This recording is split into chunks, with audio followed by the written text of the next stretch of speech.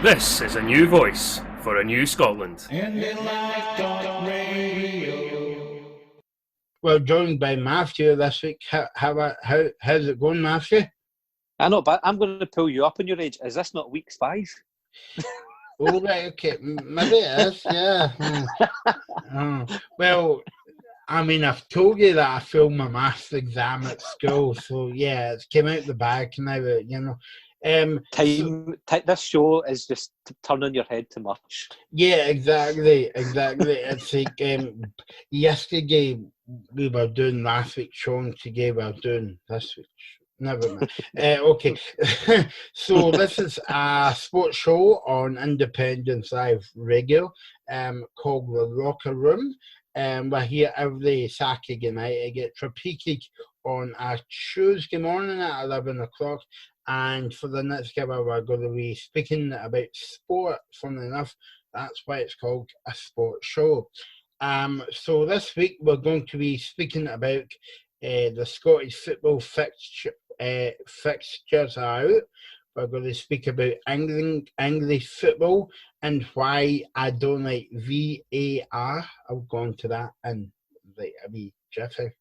And we're going to be speaking about NFL as well, and F1. So that's the F1 and NFL, and also we're going to speak about golf as well. So if you want to email us, you can do so by emailing the locker room indylive@yahoo.com. That's the locker room indylive@yahoo.com. And believe it or not, Matthew, we are on Facebook as well now.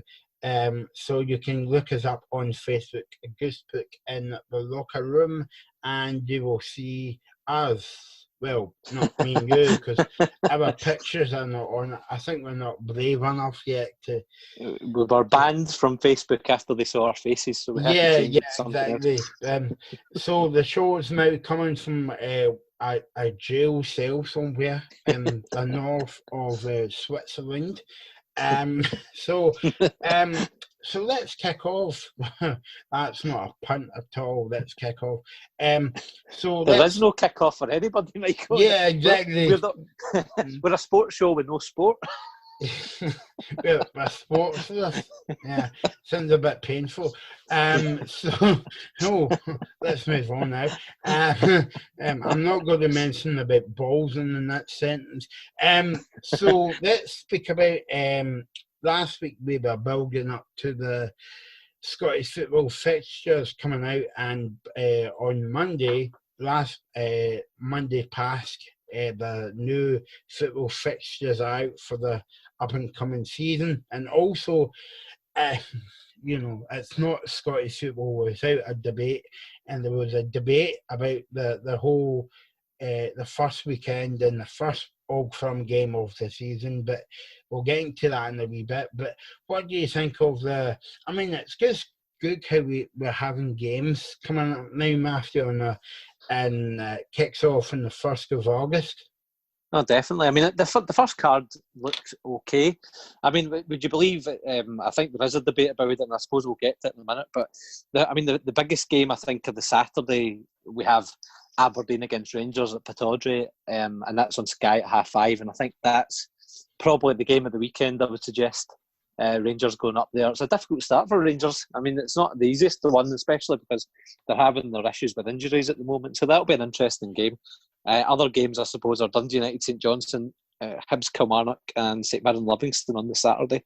On the Sunday, we've got the flag ceremony. I think Celtic Hamilton. I don't know when the flag raising ceremony became a fixture that wasn't first on the calendar. I mean, that's, I think, 2 seasons in a row that this hasn't kicked off the season.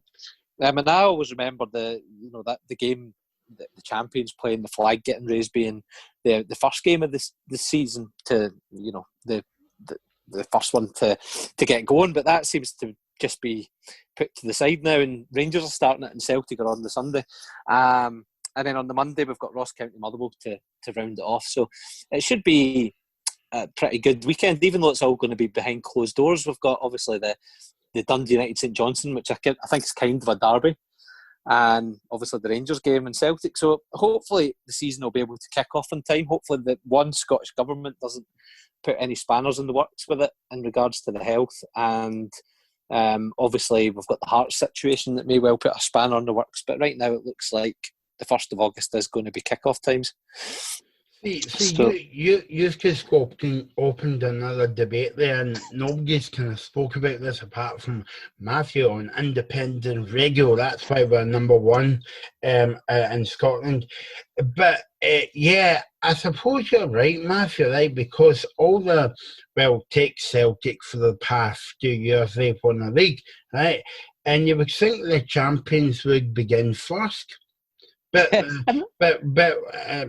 week one, right, they're actually the last team, the second last game to kick off, because there's a game on a Monday night as well. And before, I don't want to blame anybody here, but before TV got involved, that game would have been played at 3 o'clock on the Saturday. And okay, it's a different situation now because we live in a world where the Sky and BT and all that now, and obviously there's not any fans allowed in the Sky game, but you would think that the champions would begin first. I mean, it's a bit like Wimbledon in a way, because whoever wins Wimbledon, say it was Andy Murray, right? Then Andy Murray would open up Wimbledon the next year. Yeah, and the NFL, I know you're talking about, we're going to talk about that later, but they also start with the current Super Bowl champions playing to open the season up. And that seemed to be the way. I think the first incident of the new season was always the champions raising the flag. That was always the sort of giveaway. Even before Sky, the first thing that would happen before the first game of the season would be the champions would raise the flag. And that seems to have just, over the last couple of years, just seems to be a forgotten sort of thing, isn't it? I think last year Celtic started off on a Sunday as well, possibly, or definitely after the season had started at the 3 o'clock games. So this seems to be the norm now, but you would think that Celtic would have started and initially raised the flag to commence the season.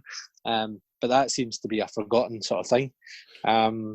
But also, I suppose with the fixtures, there's obviously the bigger fixtures. There's also things happening. I think there's 2 Premiership weekend cards on a Friday, a full Friday night across October and November, and that's to give extra preparation for the Scotland national team to get knocked out the European Championship playoffs. I know, Mark, you be positive.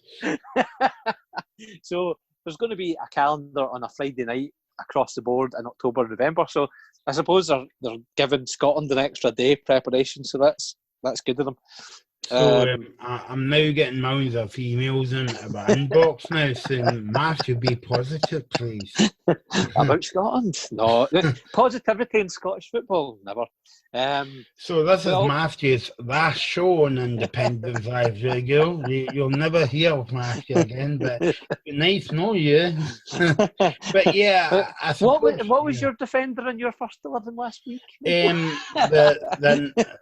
I basically set up a Facebook page called the number 1 Andy Webster Supporters Club. So if you want to join it, we've only got one person on it, and that's me at the moment. But if you want to join it, Matthew, you're welcome to. I think, Michael, even Hearts fans spat out their beer when they were listening to this and they heard Webster on the team. It's okay. I'm not seeing my counsellor. I've only had a conversation with someone on the phone this week because I couldn't get to see him face to face. But I will see the counsellor in a few weeks when everything goes back to normal. But yeah, I mean, I think you're right, Matthew, in a way, about the whole fixtures and the Friday night because of Scotland. But I mean, I think like the SFA's kind of woke up in a way, because when you look at other countries, Matthew, like say for instance France or other, they always play the games in the Friday night as well, because they know the international football is a big priority, and also if they've got players to like travel, like further away, it gives them time to go. Like, I mean, the perfect example would be when Celtic had Emilio Ezegiri. Like, he had to, what was it, 2 time zones to get to Honduras. Yeah.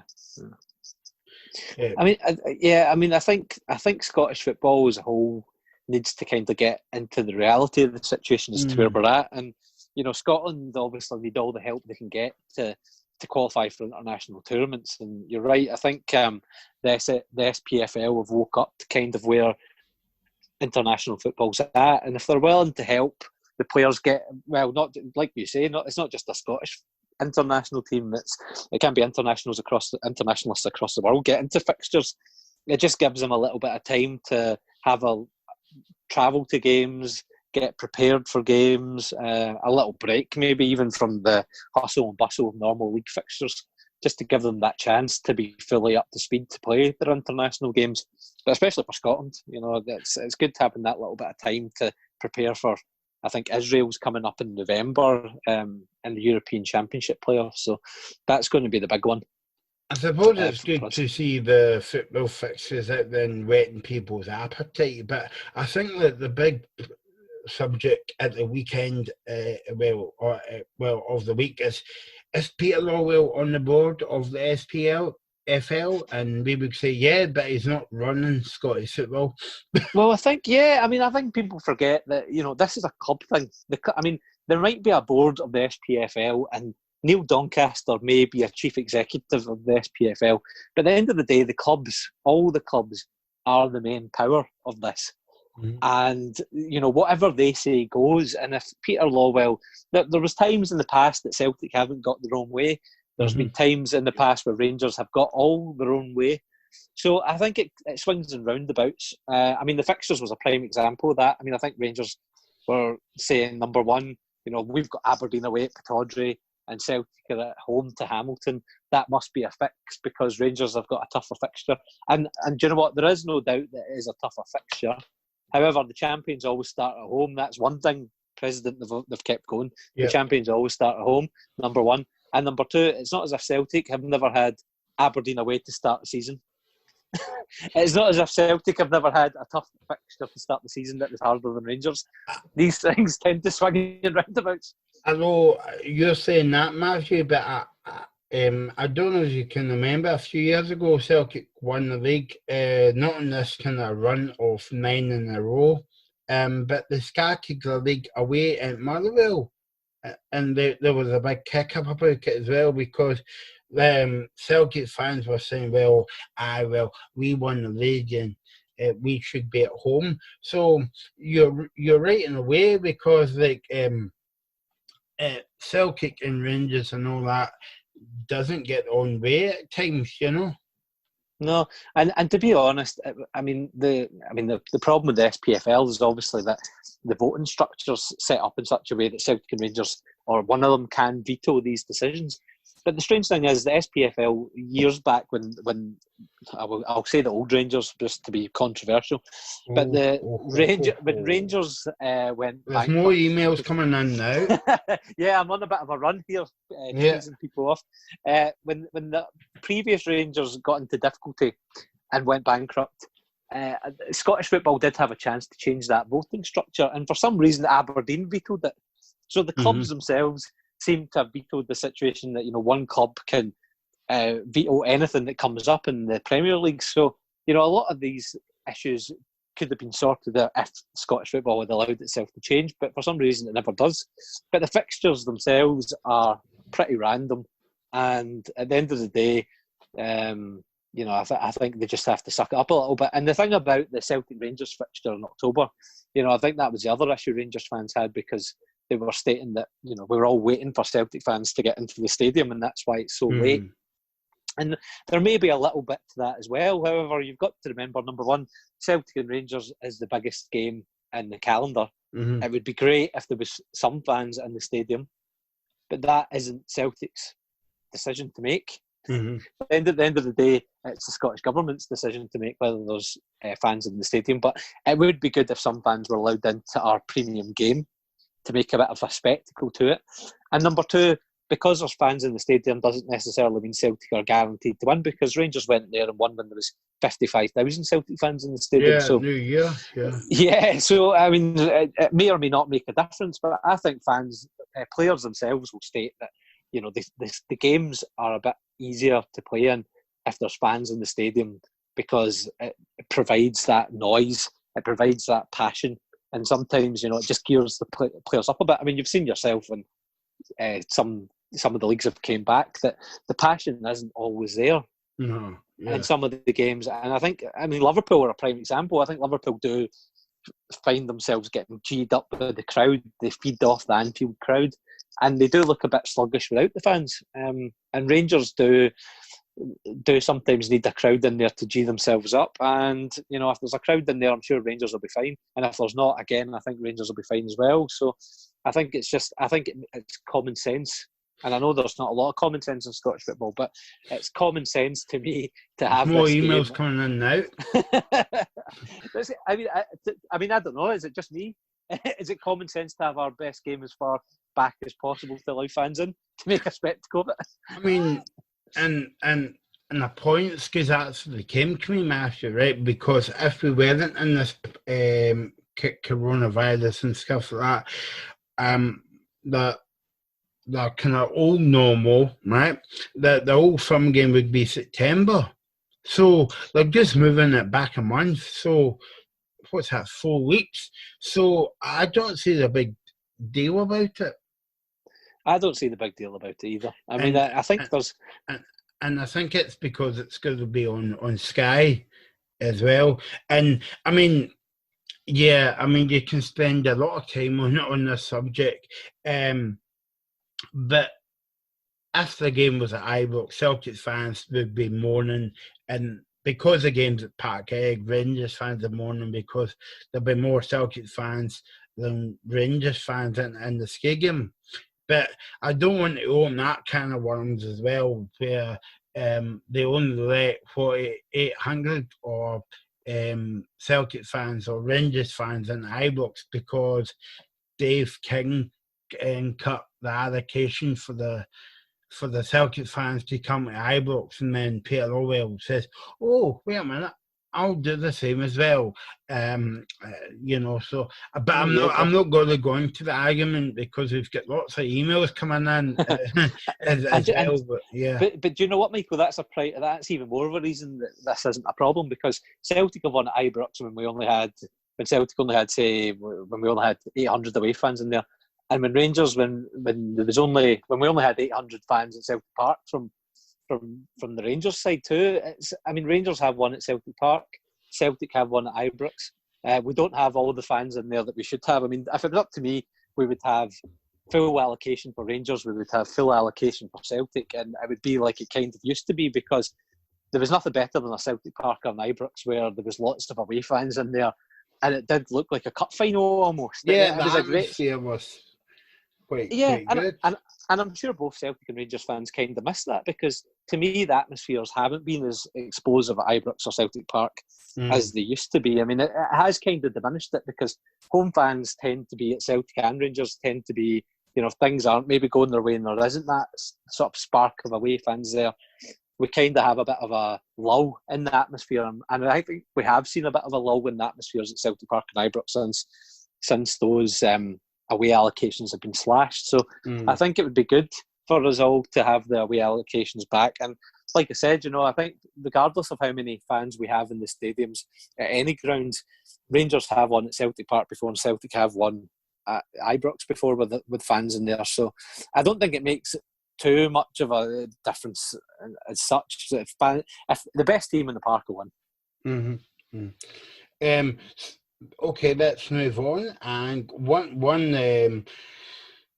we're speaking about Scottish football, but English football has been back for weeks because they started back about 4 or 5 weeks ago, and there's been games on every night and stuff. And some of the games has been okay, some of the games has been a bit dull. But I'm going to tell you, I've spoken about this to you before. When we have a big kind of fancy meeting before the show, about the new rules on English football, and I think this is going to be the same when Scottish football comes back. I'm not sure, where they have where they have a water break halfway through the first half and the second half. Matthew, what's your take on that? I mean, I think it's a can of worms in some ways because, I mean, it was initially a water break because we haven't obviously played through the summer before. Mm-hmm. So I say the royal we, I'm talking about as if we're playing, but you know what I mean, we haven't played in the summer before, so the water break was almost kind of like the World Cup, and was it in '94 when the drinks break came in? I thought they would go America, off. I thought they would go off, they would get a drink and come back on. And I think that's how maybe the first week developed. It kind of started as a, right, go off, have a drink, come back on. But it now kind of has developed into a coaching break more than a water break. And it's almost like now the games aren't two halves. It's almost like the games are 4 quarters. So you maybe have your first 20-odd minutes, then you have your water/tactical break, and then it almost seems like they go into the second half. And games do change on this. I mean, we've seen that maybe the first quarter, I'll start calling it quarters now because that basically is what it is. American football's coming up later on the show. Yeah, I mean, it seems to have become that because the first quarter might be, you know, one team's dominating, one team's struggling, and then you have the water break that might last for like 3, 4, 5 minutes, and then it rejigs itself, and then the team that's maybe been struggling comes on in the second quarter, and the game's changed. So it does seem to be making a difference in regards to the coaching, more of a coaching break, having a discussion as to what things are going wrong, and it does seem to be changing games.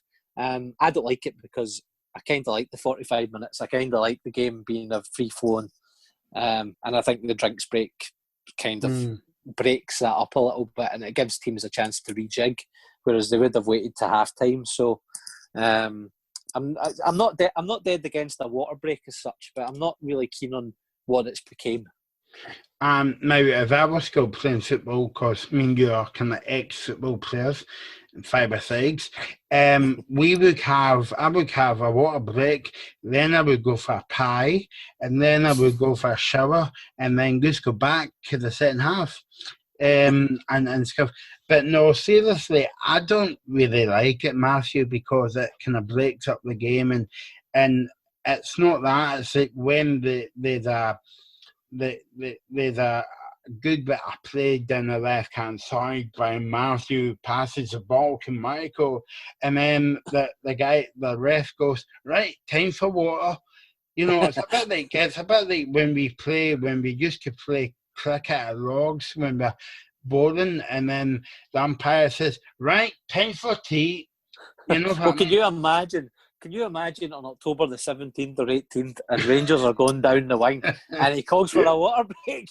Yeah, it wasn't a penalty, it's time for tea. You can imagine Scottish football is going to explode.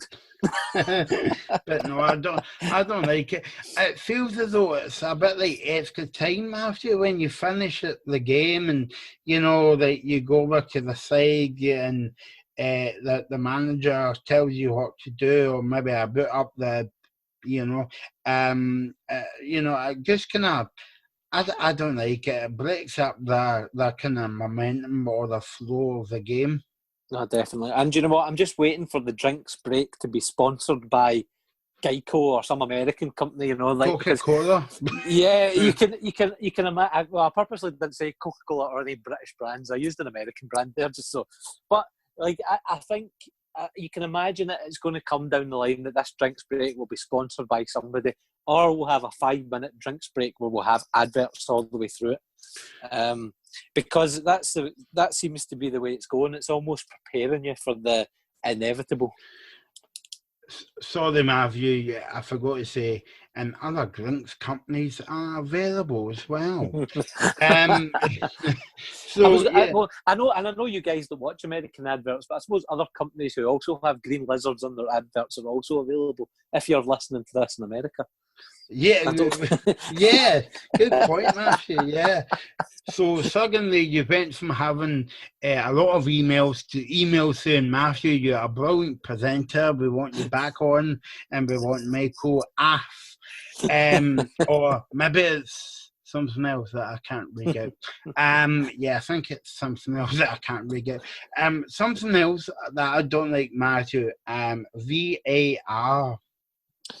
Yeah, I mean, I'm gonna probably get more emails with this. I don't mind the concept of VAR, the idea of it. I don't mind that because, I mean, I watch a lot of sports, obviously, like rugby league, rugby union. I watch a lot of sports that have video technology as part of their refereeing structures, and you know, it works well in rugby union. It works well in rugby league. It works well in the NFL in America. It works well, yeah, I mean, it works well with all these things. I think the problem with VAR isn't so much the technology, apart from the Villa Sheffield United game where the technology didn't work for half time. That was the only time, really. But I don't know why. See, that's the thing, though. They could have used VAR for that. They were using the watch, but they could have easily then went to VAR to look at the goal and saw that the ball had crossed the line. But for whatever reason, they didn't do that, and therefore the goal didn't stand because that watch didn't go off. But I think if you use the technology properly, then it works. I mean, the thing is, like, I think they need to change the rules around how they use VAR. I think they need to do that. I think they also need to change the rules of the game, so we're not having these stupid, petty decisions about a toe being offside and things like that. I almost think VAR is great, but if you have to use those silly lines, then I think you're onside. The minute you have to use it. I can just imagine you, Matthew. Everybody's at the football and everybody's swearing. No, we don't pardon swearing and all that in Scotland. But I just wondered, Matthew, when you're sitting there and say, "Gotta get your chocolate watch fixed," you know, and stuff. But I don't like my history teacher used to say that to me. Aren't they okay? Oh no, it wasn't that. It was you would win a chocolate watch, but you'd never get it. He'd never give it.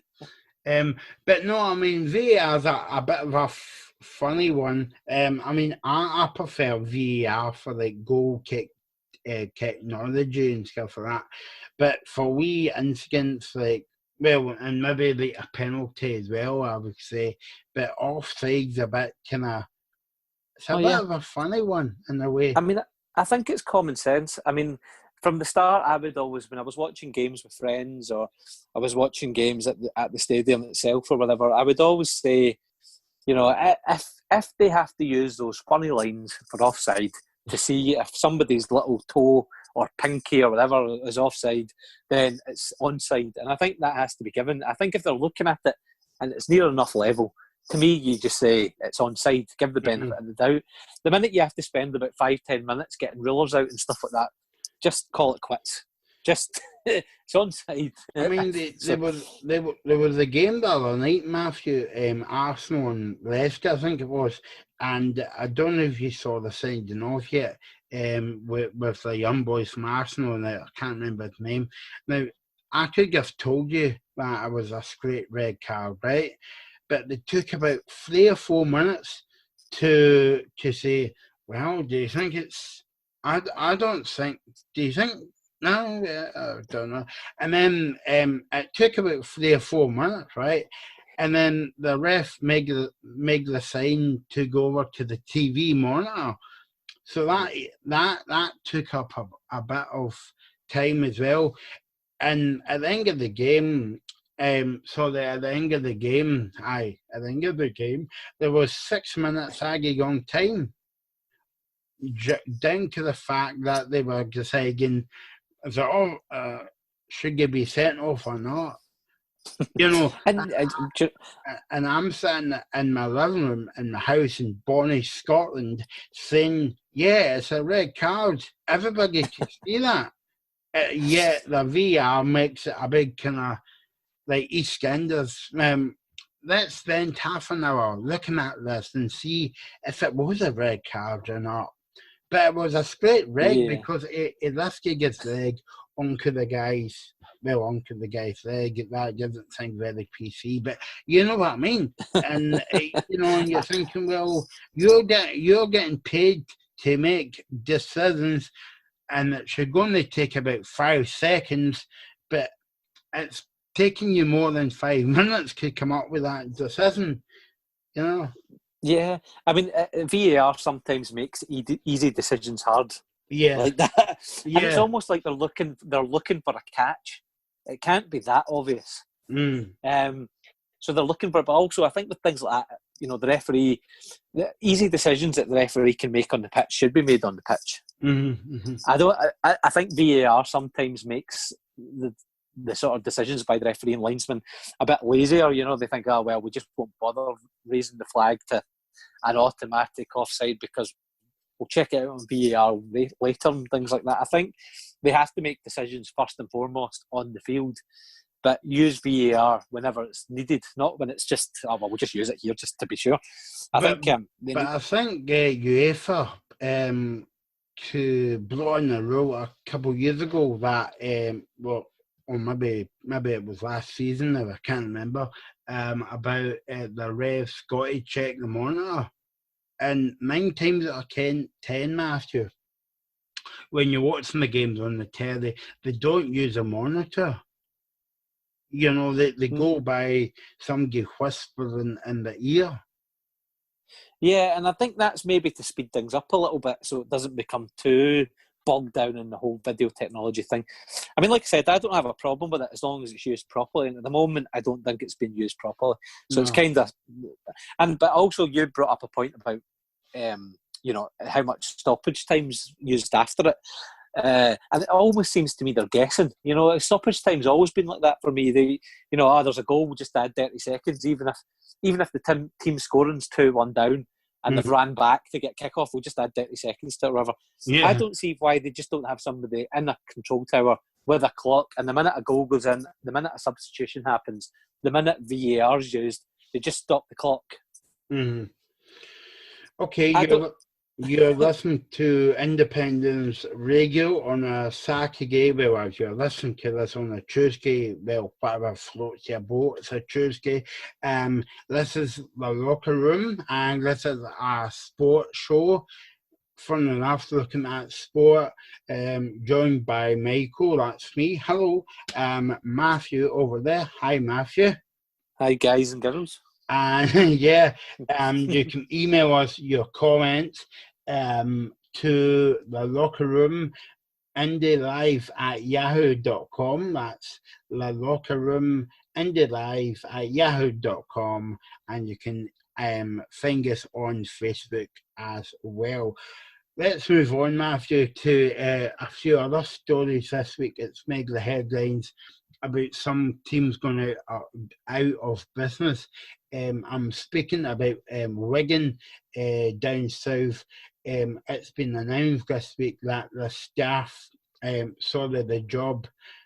jobs of staff of Wigan Football Club might be cut to 50%, and also, we'll go on and speak about that in a minute. But a Super League rugby team down south hopes to begin their games in August, but it could be under threat because of pay cuts. Now, to be honest, I mean, this is going back to the coronavirus again, isn't it? Because people losing their jobs, obviously their 9-to-5 jobs and all that, but also, it's affecting sport in a way as well, Yeah, I mean, it's a shame because, we've been talking about this obviously all through the summer about teams in Scotland. I think not only did the lower leagues say they were going to struggle, and Hibs and Aberdeen have come out and said they were going to struggle. And at the time we said that with the coronavirus, this would be just the tip of the iceberg. And I think now Wigan Athletic aren't a small team. They were only in the Premiership a few years ago. They were always well run. I think there's an issue with this. It's not just Corona, but obviously Wigan have just been taken over by new management, and I think they've struggled. They were struggling anyway to maintain their club, but it was never really in danger of going into administration. But obviously, coronavirus has just been the thing to tip them over the edge. So I think they're the first English professional club so far to come out since the coronavirus began and has went into administration. But I don't know about you, but it wouldn't surprise me if this was just the first of a few clubs that coronavirus may well affect. Now, the English Football League's been okay about it, though, in some ways. They've said that Wigan will be deducted 12 points, as every team is, in regards to administration. But the sanction will be applied either at the end of this season if Wigan finish outside of the bottom three after 46 games. However, should Wigan finish in the relegation zone, the penalty will apply for the next season. So it could be this year that the points deduction applies, or it could be next year. But Wigan have done okay. Strangely enough, since the start of the championship, they've won a lot of their games. So they've actually played quite well since they came back. It's just a shame that the administration thing now hangs over them. And this goes back to a debate when we didn't have this show on the station. Are we back in the early days of lockdown? Remember these days? Maybe not. There was talk of why does football clubs have to rely on the government and I'm talking about the UK government, to keep them afloat, because everybody was saying football teams can go on their own because they've got so much money and stuff like that. But when you hear stories like that, Matthew, it kind of brings it back home a wee bit in a way. Yeah, I mean, it's one of those tough arguments, because the Premiership does have a lot of money, and the Premiership does have these multi-million or billion even contracts with things, but they also spend their money. So they spend their money on top-class players, they spend their money on salaries, they spend their money on building up their stadiums, they spend their money on building up their training grounds. So even though a lot of money does come in, a lot of money goes out. So, if you take away football as such, and the Sky deals, and you take away money coming in through the crowds, then clubs do struggle. But that even becomes even more important in the lower leagues, because the lower leagues are they're spending. Well, Wigan used to be in the Premiership, so their bills are quite large, I suppose, from a Championship level. But they obviously rely on the crowds coming in even more than the Premiership do, because their Sky deal isn't as high. So without the Sky money coming in some ways, but also without the crowds coming in, they still have their salaries, they still have their costs. They've got a nice wee stadium in Wigan. So all of these things cause them trouble. It's almost like the Championship tiers are probably the worst ones, because lower than that, the contracts aren't as large with the players. The contracts lengthwise aren't as large as well. So they can almost say, right, when the contracts run out, we can get rid of players and our bill won't be as high, and they could probably survive like that. The Premiership obviously has more money in regards to Sky coming in, so they're less reliant on fans coming in the door. But the Championship level is a funny one, because they still have costs and players on large contracts, but they are more reliant on crowds coming in, so they're almost more precariously placed than maybe the Premiership and lower down. And Wigan, unfortunately, come into that sort of category. They're in the Championship, so they have players on large contracts and large lengthy contracts, but they also don't have the Sky money coming in from the Premiership, and they need people coming through the gates, and they don't have any of those things. So, and it's not even football, Matthew. It's hitting every society. Well, not every. Say that again. Every kind of sport, because as I was saying to you, rugby league. One of the teams in the rugby league down south has been affected as well, because even though their season starts in August, but this particular team now, I can't remember the particular team's name offhand, but they might not be able to start the season. Yeah, I mean, rugby league's a funny one, because they did receive some help from the government when this all started. So some of their clubs are a bit better placed than maybe they would have been without the government intervention into rugby league. So they'll struggle to get their seasons up and running again. But hopefully the government money will see most of those clubs starting again.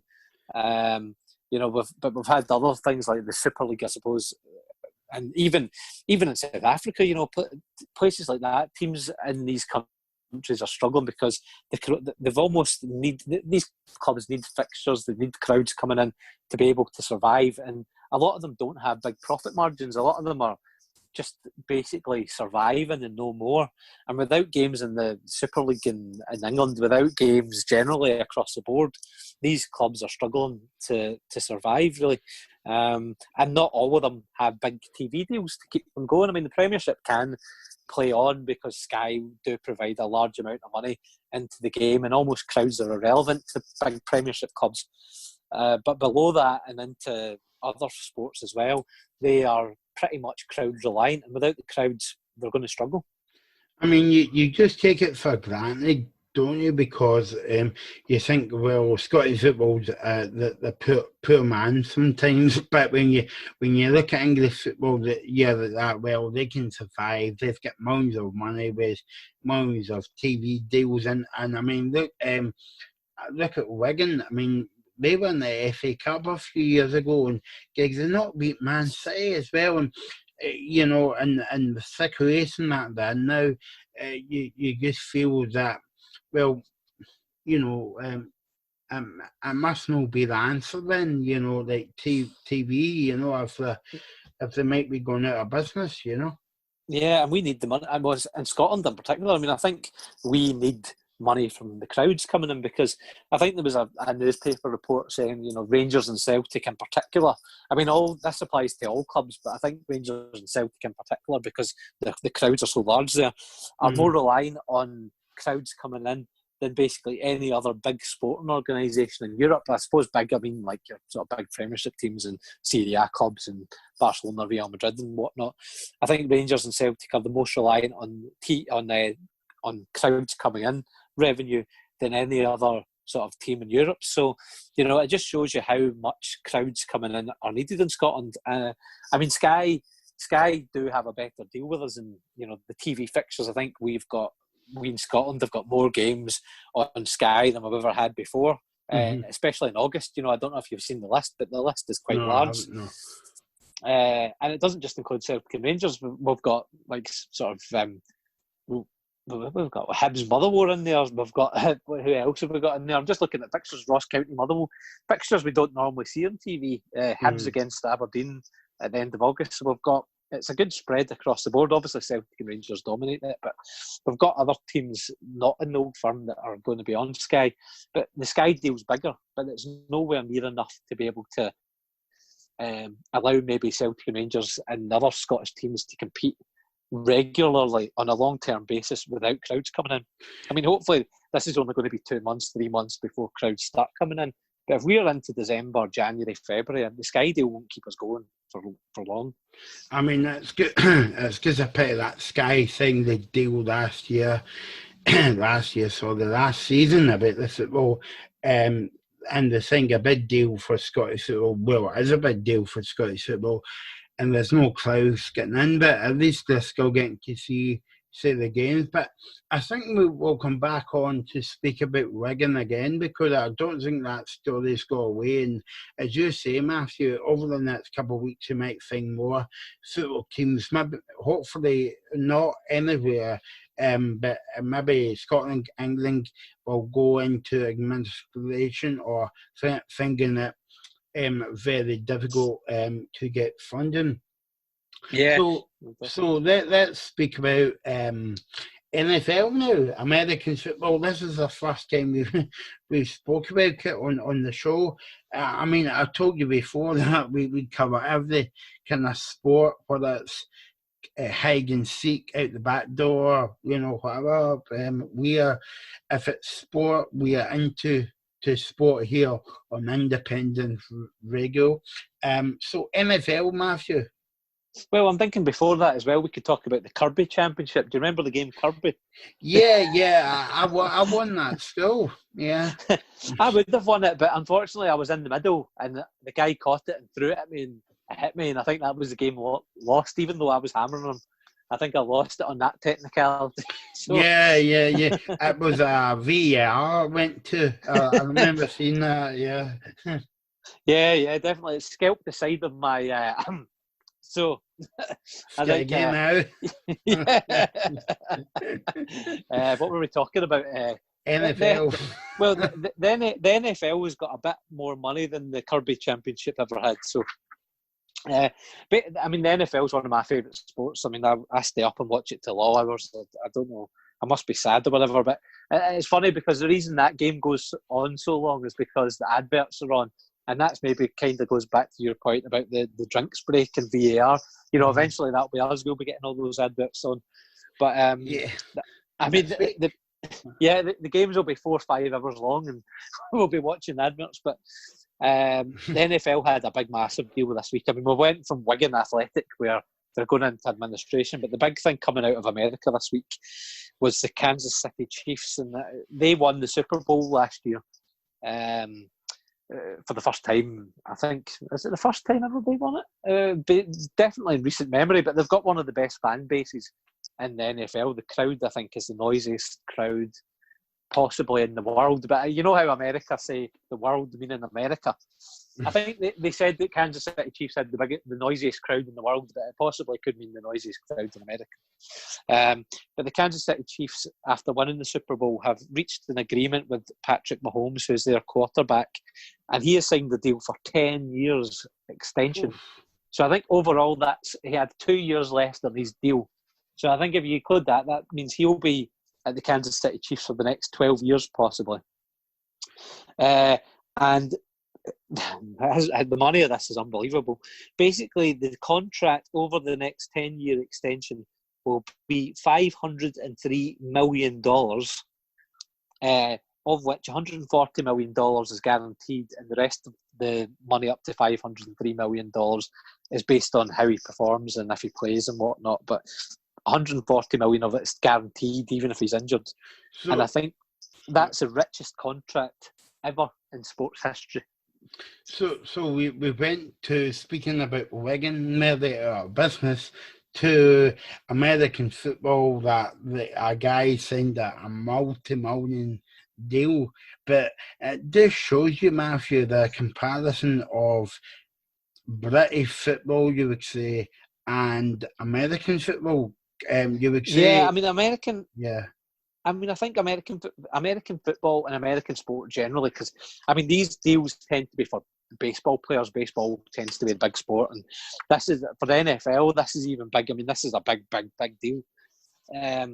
But I think this shows you, like we were talking about the English Premiership, if the TV money and the TV revenue coming in is fine, then crowds almost become irrelevant. And I think the NFL right now is looking at starting their season with no crowds going to be allowed in there at the initial stages, but it doesn't matter to them because their TV deal is so large that they can spend $503 million over the next 10 years because Fox and all the other TV companies over there, NBC, are paying so much for the NFL product that, you know, fans coming in and paying $300, $400 for the season ticket is just small change.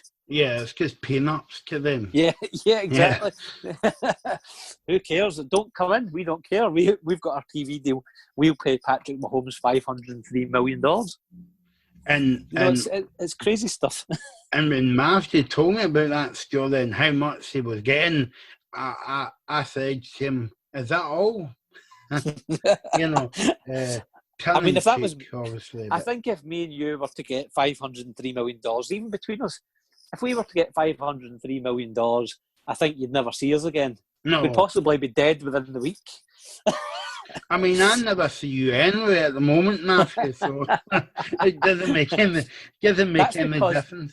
That's because, Michael, I do have $503 million. I'm actually sitting here in Vegas as we speak. On your speedboat. Yeah. So, So when is that season going to begin, Matthew? Have they got a date yet? Or? Well, at the moment, in true American fashion, at the moment with Trump, in true American fashion, the NFL are going on as if nothing's really happening at the moment. They normally start their season in August with pre-season games.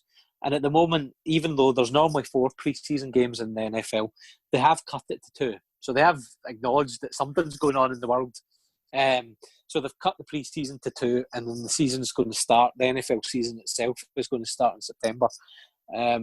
So that looks like going ahead as planned. So even though there might not be fans in the stadium, they're looking like they're going to start as normal. But because America's had such a rough ride, unfortunately, with COVID, I don't know how realistic that is. The NFL have not mentioned that over recent weeks, but I don't know how realistic that's going to be having games in certain states. I mean, I know Miami Dolphins, for example, and Tampa Bay, who Tom Brady's just went there, and Jacksonville Jaguars, they currently play in Florida, and obviously Florida's having a complete nightmare at the moment in regards to COVID. So whether their games are called off or whether their games get moved out of state somewhere else to maybe a state that's not so affected by COVID, I don't know what they're going to do, but hopefully it'll become clear in the next few weeks, because obviously the friendlies are starting soon, where we go. Okay, well, couple minutes left on show, Matthew. It's good to see that sport is coming back now, because obviously you had German football, and then you had English football, and then you've got Scottish football starting in August. And as I said, the different sports are coming back, but F1 started back last week as well, and I think I can't remember last week, Matthew, but I think that was week 1, and this weekend it is in Austria. Is that right? Yeah, we have to get our maps out. I'm pretty sure it's in Austria. Yeah, I mean, it's good to see sports back, and I think Formula One, it's just one of those sports that you watch. I mean, it's not one of my favourite sports, I must admit, but it's one of those ones that, it's almost like Wimbledon again. It's not really my favourite sport as such, but you do sit and watch it because it's such a big occasion. So it's good to have it back. So it's something to be able to watch and almost go back to. I mean, it's never going to be normality, complete normality, but when you see the Formula One coming back, and you sit and watch the time trials, and then you sit and watch the actual day itself, it feels like you're kind of back in some sort of normality. So it's good to have Formula One back. And I think that sport has got a lot of money in it as well, with the TV deals as well, because it used to be on STV or ITV or wherever you're watching it from, but now it's on Sky. I've got to tell you this quick story, Matthew. It's actually quite funny, speaking about TV. Know how this was meant to be Wimbledon fortnight? Yeah. Well, I don't know if you saw it, right, but the BBC has actually went to Wimbledon, right? And they've actually interviewed the ex-players from like years ago, right? And they're showing you highlights of Wimbledon from years ago. So basically, like, the BBC's spent a lot of money going to Wimbledon. No one's at Wimbledon, but they're speaking about Wimbledon. It was 10 years ago. You know. Well, I think it's funny. Is that one of the only sports though BBC possibly have live?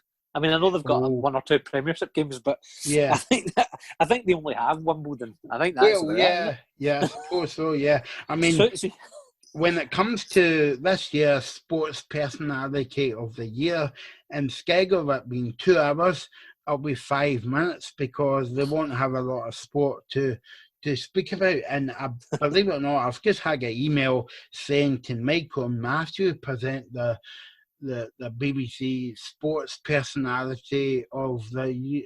Oh no, maybe it's not. No, it's I'm getting mixed up with, can Michael and Matthew present the pub quiz across the road from my house when it's back open in the beer garden? I don't know if we even get that. Yeah, I'll speak to your agent about it after the show, right?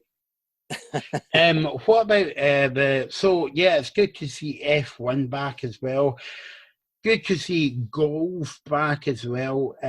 Of course, this year was meant to be the Ryder Cup, but now it's been moved to next year, and for the life of me, I can't remember where the golf was meant to be the Ryder Cup. But there's a tournament on this week next week. I think it's to do with the women's golf, Matthew.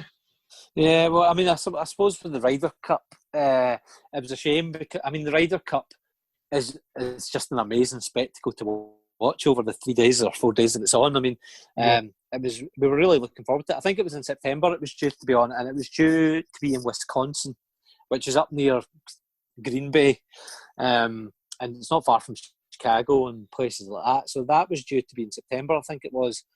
But unfortunately, I think they've had to cancel it. And the reason they've cancelled the Ryder Cup is purely because they want the fans there. I mean, unfortunately, the fans weren't able to attend this year, or would struggle to attend. And definitely European fans, I mean, we would struggle to get to America from over here. So I think there was definitely a struggle on, and the Ryder Cup have decided, right, we'll just cancel it this year and we'll move it to 2021. So hopefully fans can attend.